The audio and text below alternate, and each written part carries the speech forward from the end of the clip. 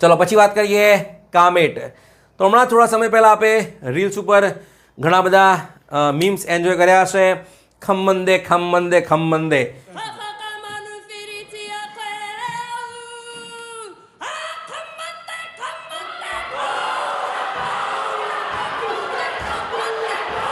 Definitely મોજ કરી હશે.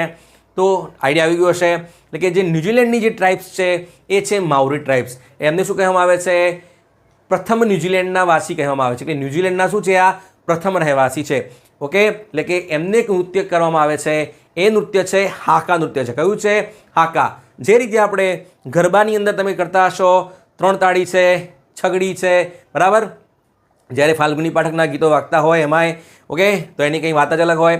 એટલે કે ઇન શોર્ટ કહેવાનો મતલબ એટલો છે કે આપણે ગુજરાતની અંદર ગરબાના પણ શું હોય છે? અલગ અલગ સ્ટેપ હોય છે.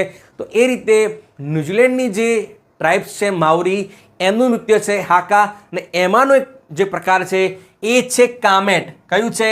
કામેટ. તો પણ આ કોણે કર્યું છે? માવરી લોકોનું ફેમસ હાકા નૃત્ય છે. ઇવન માવરી જે ટ્રાઇબ્સ છે એની એક વેલકમ સેરેમની પણ છે, જે હમણાં જ આપણા રાષ્ટ્રપતિ દ્રૌપદી મુર્મુ ત્યાં ગયા હતા ત્યારે આ વિધિથી કરવામાં આવ્યું સ્વાગત. એમને કહેવાય છે પોહિરી, એટલે કે PAWHIRI. કઈ ટ્રાઇબ્સ છે?